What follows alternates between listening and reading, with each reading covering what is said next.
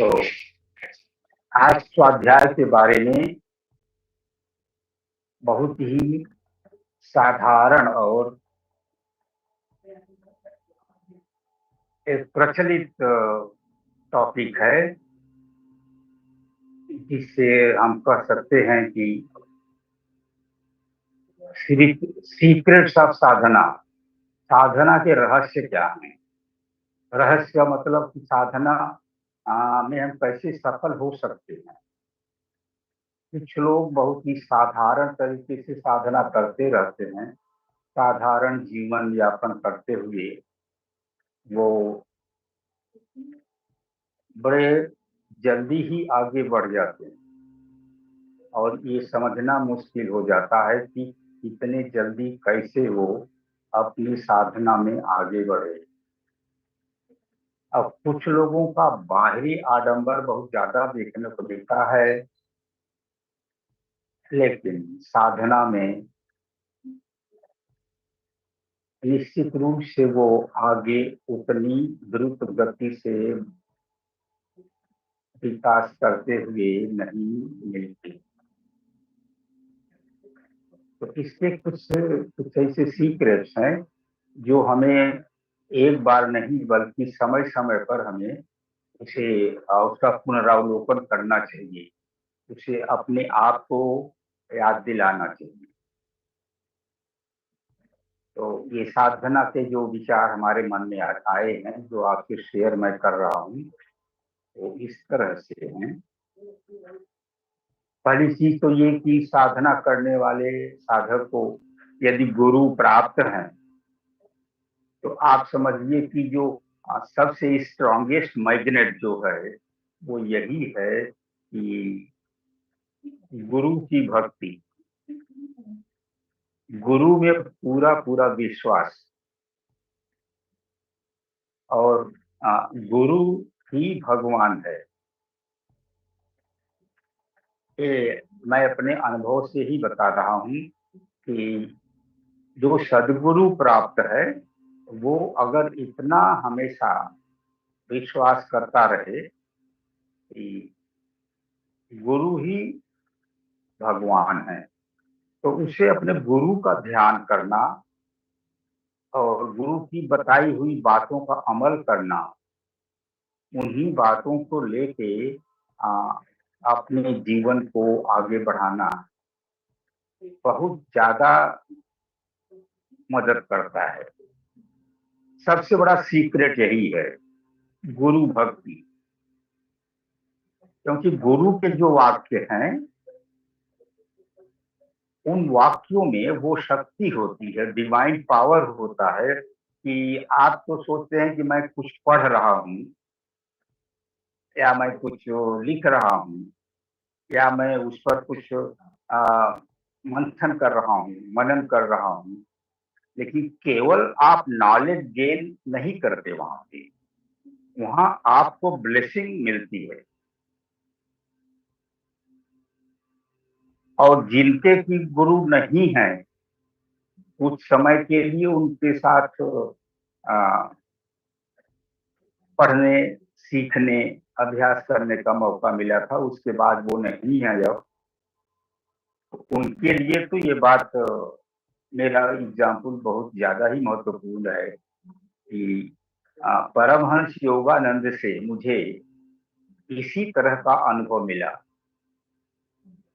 मैं उनसे कभी मिला भी नहीं, लेकिन उन्होंने जो अपनी ऐसी कुछ व्यवस्था करके वो गए हैं, जो लेसन पाठ वगैरह तैयार करके गए हैं और उसके बाद में अपने शिष्यों को गाइड करने का जो उन्होंने नियम बना के गए हैं, उन सब में विश्वास करते हुए जिस तरह से मैंने अपने स्वाध्याय को आगे बढ़ाया और ध्यान को भी किया अपनी को, तो उससे हमें ये इसका अनुभव मिला।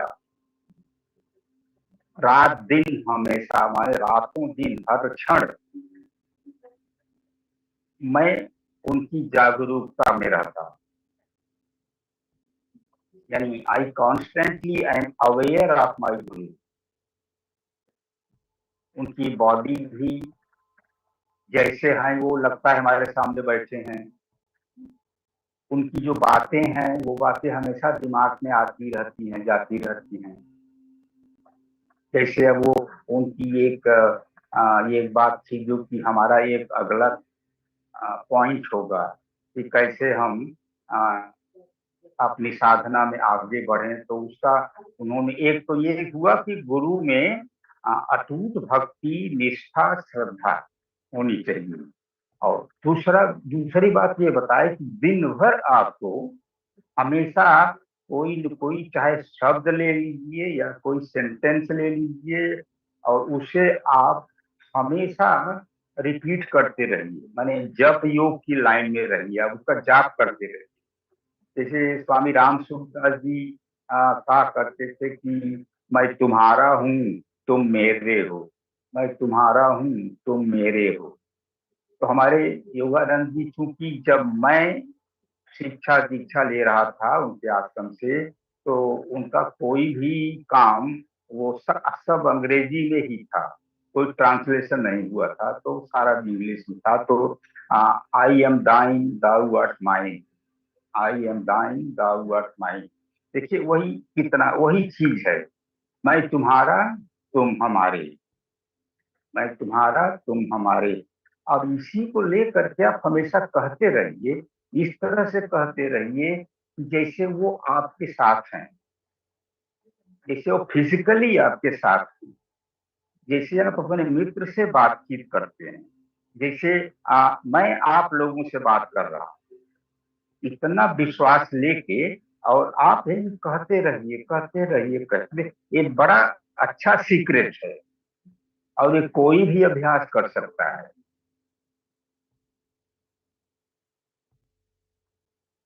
तो धीरे धीरे आपके मन में ये विश्वास बढ़ता हुआ आपको महसूस होगा कि हाँ सचमुच जैसे वो सुन रहे हैं, जैसे मैं कह रहा हूँ वैसे वो सुन रहे हैं। आखिर ध्यान में क्या होता है? ध्यान में आपका एक एक प्रपोजिशन होता है, एक कोई इमेजिनेशन होता है। जैसे अहम ब्रह्मास्मि, अब अहम ब्रह्मास्मि की सीधी सी बात है कि मैं ब्राह्मण हूँ, यानी मैं ईश्वर हूँ। तो यही बात है ना, आपका लक्ष्य वही बन जाता है। अब आप उसी को रिपीट करते हैं, रिपीट करते हैं, रिपीट करते करते करते करते आप देखते हैं कि वो शब्द भूलने लगता है। अहम ब्रह्मास्मि, अहम ब्रह्म अस्मि, मैं ब्रह्म हूँ। ये तीन शब्द उसमें जो लग रहे हैं, धीरे धीरे धीरे काफी समय तक अगर आप अभ्यास करते हैं तो ये तीनों शब्द धीरे धीरे अपनी जगह छोड़ने लगते हैं, और वो जगह जो है वो ब्राह्मण पकड़ लेता है। यानी शब्द जो है, शब्दों की जगह अर्थ लेने लगता है।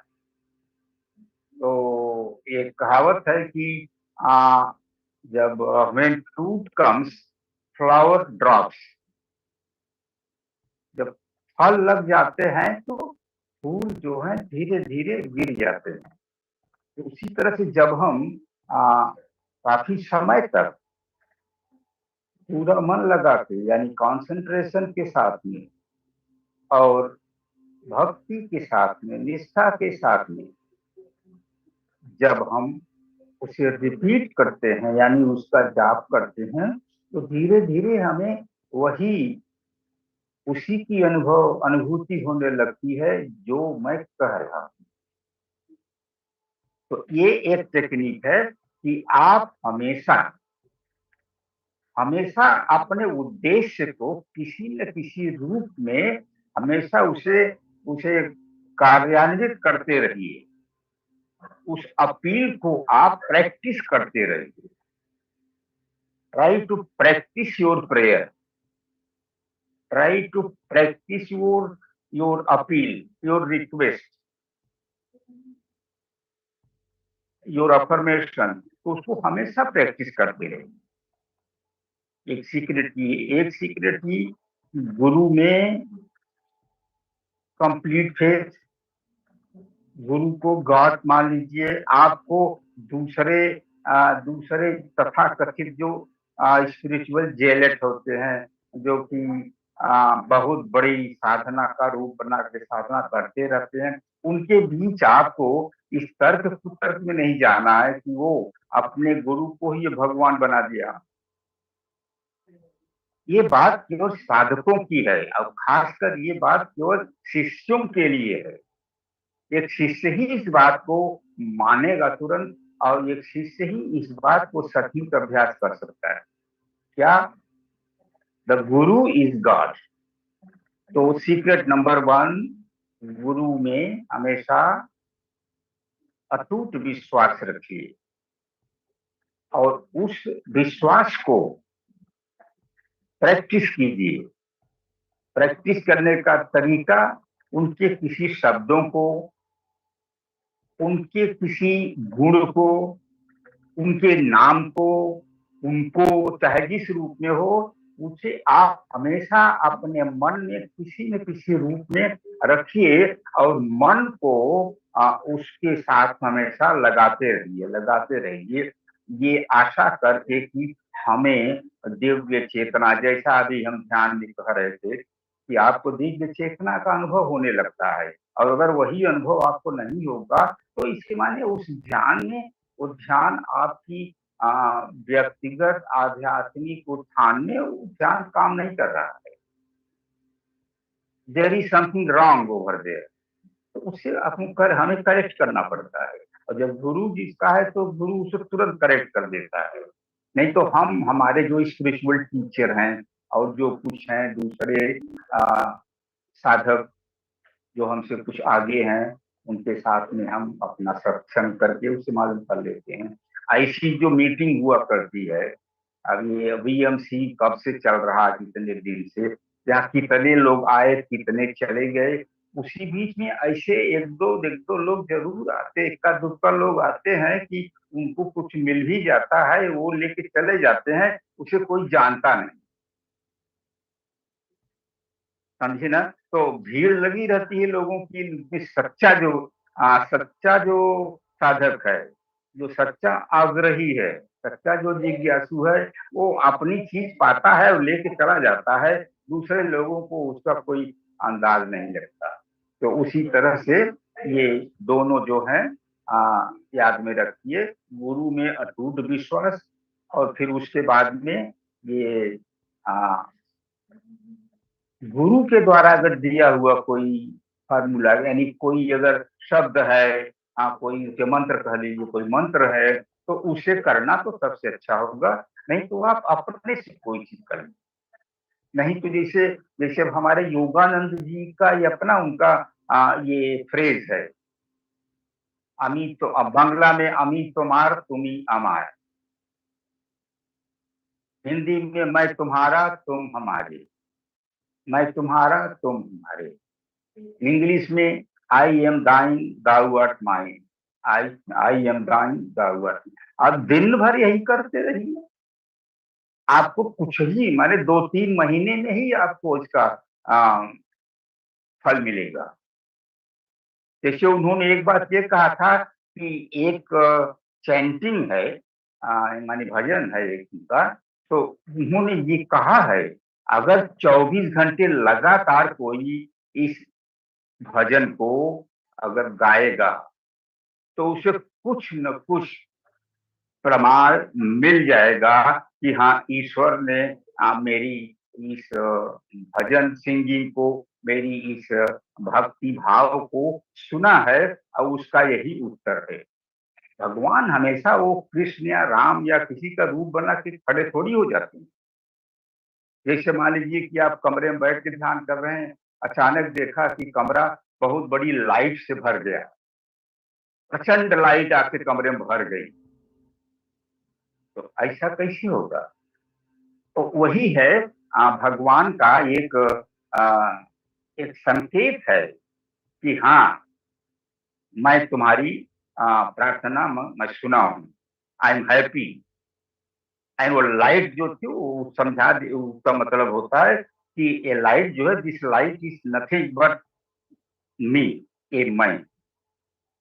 ऐसी देखिए, अब जैसे हम कहते हैं कि साधारण चीजों में ही बड़ी चीजें हैं, तो उसको समझने समझाने की मैं चेष्टा कर रहा हूँ कि आपको जब ये मालूम हो जाता है कि अब जैसे यही बात 24 घंटे करने की, अब 24 घंटा उन्होंने कई बार करके दिखा दिया था, तो आपने तो वो उत्साह होना चाहिए, डिटर्मिनेशन होना चाहिए ना।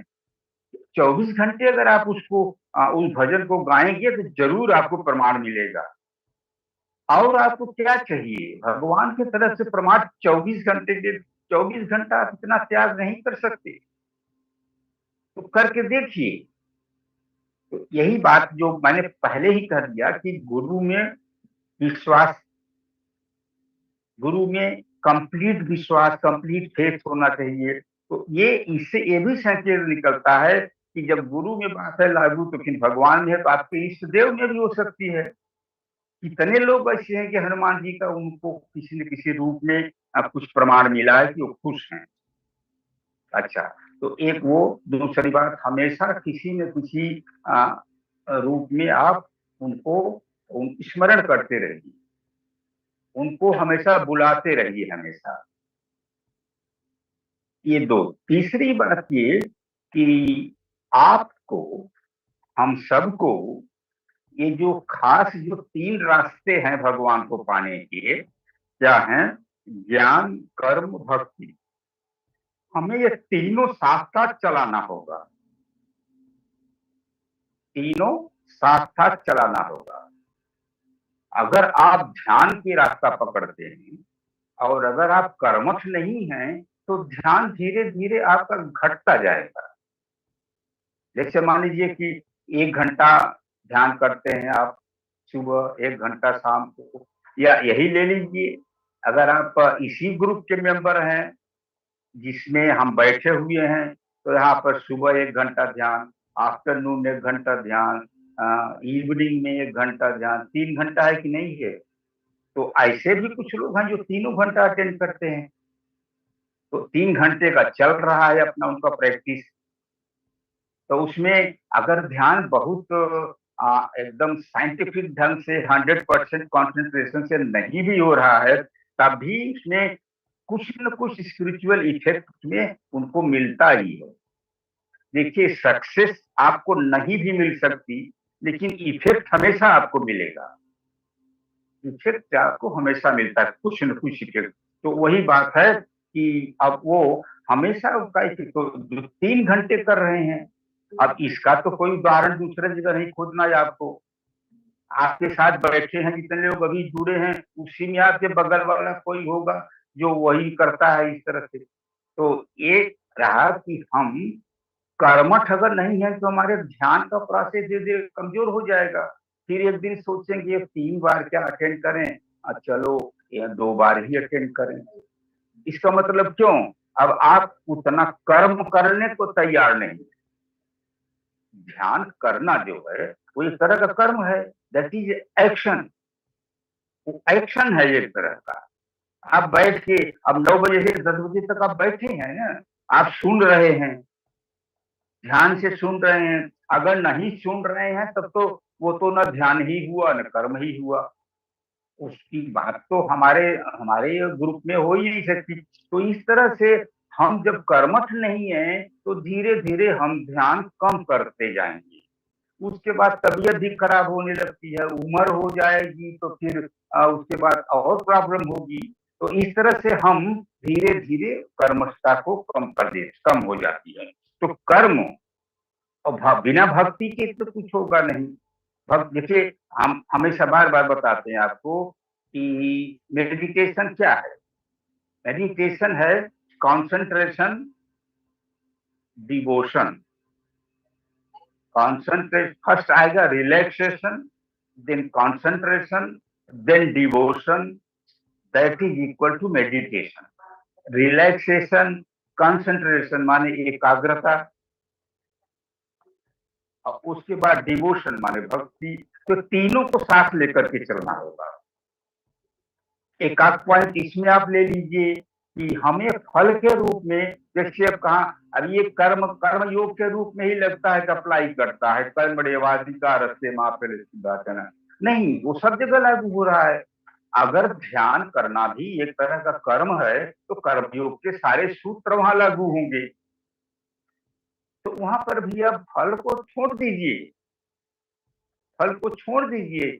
जिसमें पूरा विश्वास करके आप ध्यान कर रहे हैं और उसी को पाने के लिए, तो फिर अब इसमें क्या है, रोज रोज आप देखें कि वो कुछ हो रहा है कि नहीं कुछ। जैसे एक बीज बो दिया, उसका अंकुर भी निकल आया, या अंकुर थोड़ा थोड़ा निकलने में जो देर हो रही है, और रोज खोद के देखेंगे कि अंकुर आ रहा है कि नहीं आ रहा है, उसमें अंकुर कभी नहीं निकलेगा। रोज रोज उसको खोद के आप देखते रहेंगे, कभी वो अंकुर निकलेगा नहीं। तो same thing is here also. आप ध्यान कर रहे हैं तो ध्यान करो, गहराई से ध्यान करो, उनके जो फील करो, उनकी कृपा को, और उनके प्रेम को, उसे फील करो, आनंद को फील करो, उनका भजन गाते रहो रात दिन। तो देखिए, तो फिर फल की बात नहीं सोचोगे तो आएगा। तो आज यही 3 सीक्रेट मैं ले रहा हूँ। पहला ये कि गुरु में अखंड विश्वास, उसके बाद में अनवरत स्मरण। गीता में कहा सततम कीर्तयन्तो माम, फिर कहा माम अनुस्मर युद्धे च। तो ये सब है, गीता तो कितनी बार पढ़े हैं आप, तो ये चीजें कौन कौन पकड़ेगा। आप नहीं पकड़ोगे तो आप नहीं बढ़ोगे आगे, सीधी सी बात है। तो इस तरह से वही बातें, वही सीधी सी बातें, वही हमारा सीक्रेट है। लेकिन हम अगर एक कोई किताब लिख देता है, नई किताब मार्केट में आती है, अरे क्या है देखिए देखिए, दौड़ के खरीद लेते हैं उनसे। खोल रहे हैं तो उसमें तो कुछ नया है ही नहीं है। तो इस तरीके से हमको हर चीज को we have to take it more seriously. तो इन्हीं बातों के साथ में अब मैं यहाँ पर विराम देता हूँ, और आगे अब जो करना है तो